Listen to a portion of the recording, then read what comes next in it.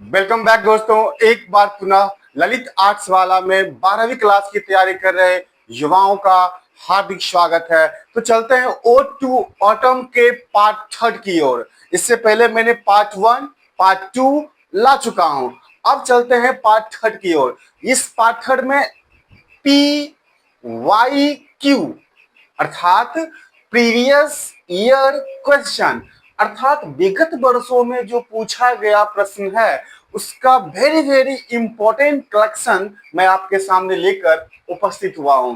तो चलते हैं, चैप्टर का नाम ही है, आप जान ही रहे हो, ओड टू ऑटम। क्या नाम है? Ode to autumn. इसके लेखक जॉन किट्स हैं। आप बारंबार मैं इसको अब रिवीजन करवा रहा हूं।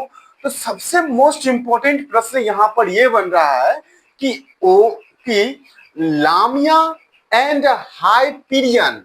लामिया, क्या नाम है इसका भैया? Lamia, Lamia, Lamia and Hyperion, Hyperion. एक बार आराम से आप लोग समझेंगे। Lamia and Hyperion were written by, Lamia and Hyperion were written by John Keats. अर्थात ये लामिया और हाइपीरियन जो आप देख रहे हैं दो बुक है और इन ग्रंथों को लिखने का काम जॉन किट्स महोदय ने किए हैं। तो सबसे पहला प्रश्न ये हो गया आपका कि Lamia and Hyperion were written by, Lamia and Hyperion were written by John Keats. क्या होगा भैया? John Keats. अब चलते हैं कि John Keats compares autumn, John Keats compares autumn. John Keats ने कंपेयर किए हैं ऑटम को किससे? डैश। जैसा ये प्रश्न बिहार विद्यालय परीक्षा समिति ने पूछे हैं ठीक वैसा ही प्रश्न मैंने एडजस्ट किया है। यहाँ पर ऐसा ही सेम टू सेम पूछा गया है कि बताइए जॉन किट्स कंपेयर्स, यानी जॉन किट्स ने तुलना किए हैं ऑटम किसके साथ? अ वुमन, अ वुमेन, एक औरत के साथ इसकी तुलना किया गया है। जब मैं इसका एक्सप्लेनेशन में पढ़ाऊंगा तो आपको बखूबी पता चल जाएगा कि अ वुमेन से इसकी कंपेयर क्यों की गई है। चलते हैं, ये दो प्रश्नों में किन्हीं भाई को दिक्कत? कोई दिक्कत नहीं। लामिया एंड हाइपीरियन, स्पेलिंग में आपको परेशानी हो सकती है। HYPERION, हाई, हाई, HY हाई, PIRIAN, क्या बोलेंगे? Hyperion. Lamia and Hyperion were written by John Keats। बोलिए, Lamia and Hyperion were written by John Keats। John Keats compares, John Keats ने कंपेयर किया है किसके साथ ऑटम को? वुमेन के साथ, वुमेन के साथ। अब कहते हैं डैश इज द सीजन, फिर से dash is the season of mists and मेलो फ्रूटफुलनेस। डैश कौन ऐसी चीज है जो सीजन ऑफ मिस्ट्स और मेलो फ्रूटफुलनेस दोनों के बीच में जो है वो क्या है? Dash is the season of mist, season of mist और मेलो फ्रूटफुलनेस है तो वो क्या है? ऑटम है। फिर से समझेंगे इन बातों को। देखो ऑटम है या सीजन ऑफ मिस्ट एंड मेलो फ्रूटफुलनेस है तो वो क्या है? ऑटम है। Dash is the season of mist and मेलो फ्रूटफुलनेस, क्या हो गया? ऑटम। यानी ऑटम, ऑटम है सीजन ऑफ मिस्ट्स एंड मेलो फ्रूटफुलनेस। कोई दिक्कत भैया आपको? अब कहता है कि नेक्स्ट में fill all fruits, fill all fruits with ripeness. कहता है कि fill means क्या हो गया, भरना. fill all fruits, सभी प्रकार के फल को राइप किया गया है, राइपनेस जो किया गया है वो कौन करते हैं? तो autumn conspire with the sun.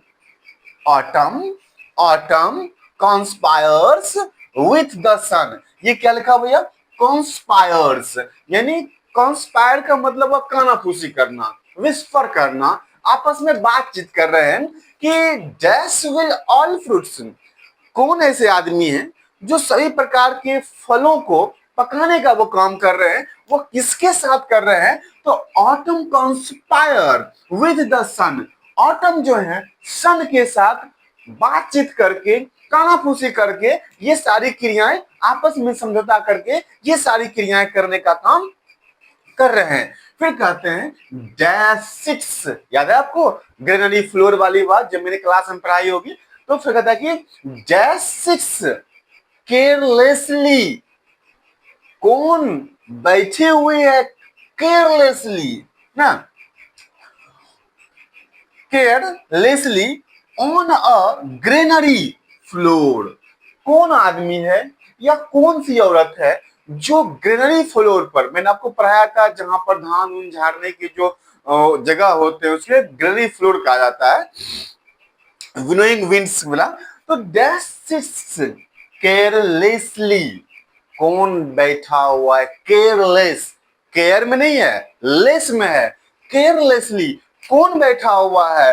Carelessly on a granary floor. On a granary, ये ग्रेनरी लिखा हुआ भैया. आप जिसको दिक्कत है यहां पर हिंदी भी लेते हैं, granary floor. Dash sits carelessly on a granary floor. कौन बैठा हुआ है ग्रेनरी फ्लोर पर? तो वो कौन कहता है कि ऑटम. ऑटम में आपने यहां पर पढ़ा था ना एक क्वेश्चन कि जॉन किट्स कंपेयर ऑटम. तो जॉन किट्स ने ऑटम की तुलना किससे की है? वोमेन से. इसी वोमेन के बारे में यहां बोला गया है कि ऑटम में जो है सिट्स है, बैठी हुई है केयरलेसली होकर ऑन अ ग्रीनरी फ्लोर पर. तो autumn sits greenery floor on carelessly, carelessly होकर बैठी हुई है. अब कहते हैं कि the winnowing wind, the winnowing wind, the winnowing wind softly lifts the head of dash. यानी विनोइंग विंड जब धान की झराई होती है या फिर जहां भी हमें थ्रेशरिंग होती है, थ्रेशरिंग से होने से जो एयर यानी हवा जो निकल रही है, उस हवा से आसपास के जो टहनियां हैं या फिर उसके भूसे हैं जो लिफ्टेड हो रहे हैं, तो वही बात यहाँ पर कह रहा है कि द विनोइंग विंड, जिस विनोइंग विंड यानी हम लोग फिर वाला दौनी की हवा ना, winnowing wind softly lifted the hair. इसमें कहता है कि किसकी हेयर जो है सॉफ्टली रूप से ये हो रहा है, लहरा रही है. तो विनोइंग एयर से, विनोइंग के एयर से ऐसा कौन चीज है जो लहरा रही? किसकी हेयर? तो ऑटम का बाल जो है, ऑटम का जो हेयर है वो विनोइंग विंड के माध्यम से वो क्या हो रही है? ये लहरा रहे हैं. इनकी बात यहाँ पर चर्चा की है. इससे अगर आप जोड़ कर देखेंगे, जैसे आप देखेंगे जॉन किट्स कंपेयर ऑटम अ वोमेन, यही वोमेन है जो यहाँ पर ग्रेनरी फ्लोर पर बैठी हुई है, और यही वोमेन है जिनकी विनोइंग विंड से यानी दौनी करने की हवा से उनकी बालें जो है एकदम से लिफ्ट कर रही है. ये बातें इसमें बताया गया. ये रहा आज का very very most important season. इसको इस 6 प्रश्न को आप याद कर लेंगे और आपका एग्जाम बहुत अच्छा जाएगा. तो चलते हैं, आज इतना ही. जय हिंद.